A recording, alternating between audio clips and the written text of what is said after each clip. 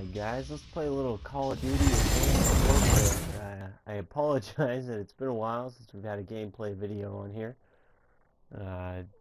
Just into a new county government beat, and really been playing a whole lot of Destiny lately. So I did receive a copy of the latest Call of Duty in the mail yesterday, and finally get a chance to Kill confirmed. run it out and see what all the dog fuss tags is to about confirm kills. tonight. This is a gameplay video of the game type Kill Confirmed, which is of course a repeat from the past few iterations of the Call of Duty franchise. This is a PlayStation 4 gameplay video.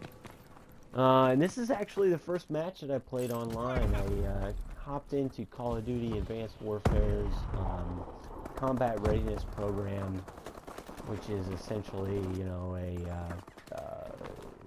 bot UAV is online. I believe there's also human players, but just to kind of get you used to the new style of gameplay for Call of Duty, because I will say it does feel quite different than the past iterations of the franchise. You know, the idea is Advanced Warfare, your character has what's called an exosuit in the you know, gameplay arena here. Essentially it makes you jump faster, move faster, just kind of makes the gameplay a little more aerial, which you know, I have mixed feelings about. Call of Duty for me hit its main stride with Modern Warfare 2. I was you know, pretty prolific in that game. I think, you know, I traded in to get some cash for my Xbox 360, but I'm almost certain for at least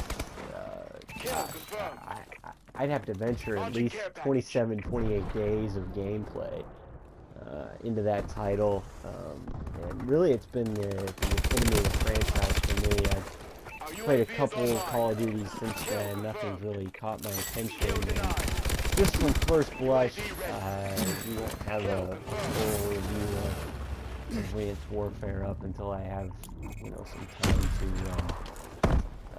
play through the campaign and take a little more time to try out the different game types that Advanced Warfare has to offer. But you know, the Call of Duty franchise is basically a punching bag for the gaming community.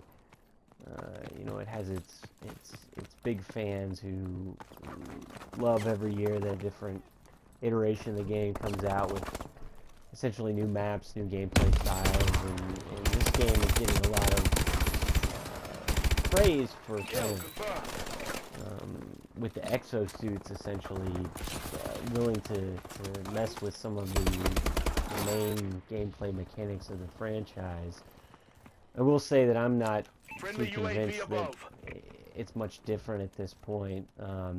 At least in the multiplayer arena, I think a lot of people are still kind of settling into their classic Call of Duty strategies, if you will, just you know, the way they play and everything.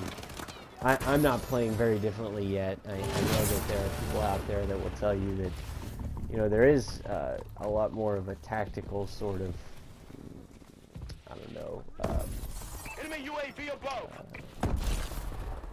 Tactical options for playing through the game and in the multiplayer arena. You know, maybe that's true. Maybe I'll find that out the more time I spend with it. But I'm just not convinced that it plays that much differently than previous Call of Duties yet. A note on map design. I mentioned at the beginning of this video I've been playing a lot of Destiny recently, and that game has its own you know, community out there that's detracting and saying that Call of Duty is gonna kill the community there, and I'm not sure that's true either. It's clearly there's some overlap in terms of the audience that both games are trying to target. But, you know, the hardcore Call of Duty players are gonna pick this game up and just love it and run with it, and that's what I'll say early on. If you love the Call of Duty gameplay we've basically experienced the last 6, 7, 8 years since the Modern Warfare franchise launched, and of course we're past the Modern Warfare story's been told, and we've moved on to something different now. But I guess I'll say the only thing that really feels different in previous Call of Duties is the speed. You have a lot more of a sort of Unreal kind of feel to this game. Just a lot more vertical movement, a lot more speed. I know there are a lot of tactics out there and gameplay advantage I'm probably not taking advantage of yet because I just don't understand it. I mean, this isn't a game that holds your hand as you progress through the levels. You'll unlock things, and obviously there's a lot of I guess I went back and sort of watched some videos of previous Call of Duties before I picked this game up, and it's just amazing how much we thought in the original, you know, modern Call of Duty 4 Modern Warfare days, just how many indicators were on the screen, how many things we were unlocking, experience points, and all that kind of stuff. And it's amazing just how many more indicators we have now, and it just sort of feels bland at this point. That's not to say I didn't have a whole lot of fun playing this game. I played about an hour and a half of the single-player experience Tuesday night after the game on Monday, and you know, played multiplayer for about another hour and a half. On top of that, I definitely had a whole lot of fun playing through. I can tell there's a lot of groundwork there for a really technically advanced shooter, but you know, this is all sort of a long-winded aside. The map, multiplayer map, this is just one of the first maps I played. I'm not blown away by the multiplayer map suite that's available with the game. It feels very symmetrical and not really all that interesting. This is probably one of the maps with the most character that I played, if you can believe that, in the short time that I've had with the game so far. A lot of them feel sort of like rehashes of Halo, or sort of futuristic but bland arenas for play. And I guess that's what you get when you release iterations of a series annually. There's not a whole lot of time to sort of think about what you want creatively in map design. But anyway, I will say, in terms of map design, Destiny sort of, in my opinion, blows Call of Duty out of the water at this point. In terms of technical shooter prowess, whatever you want to call it, I think Destiny's on top at that point too. However, there's obviously a lot more production value, a lot more,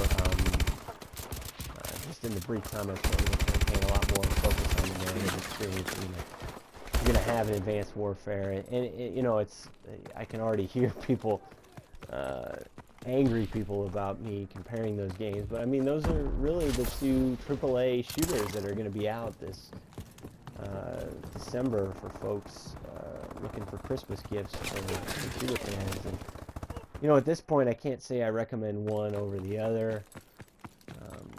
Call of Duty, you know what you're getting with Call of Duty. It's not anything that's just crazy new in the formula that's worked for so many years, and a lot of the gaming community seems to embrace. But, you know, that's not necessarily a bad thing. It's a very technically sound shooter, and I will say that I felt very comfortable jumping right into it. As you can see, I was able to play pretty well in my first match, and I've only had a couple matches that I've been below, you know, negative in my kill to death ratio, which is interesting for a game that, you know, claims to be such a departure from previous games in the series. I felt pretty much at home with Call of Duty Advanced Warfare. So you're gonna see all the new stuff I've unlocked and some of the new interface here, but I just wanted to give you a quick update on what I thought about the multiplayer suite. I haven't taken any videos of the single player experience yet, but you can expect that in the coming few days as I work my way through that. And yeah, I think Call of Duty Advanced Warfare is a very competent package, and it's one that fans of shooters should definitely try out. So to stay up to date on Advanced Warfare and all things gaming,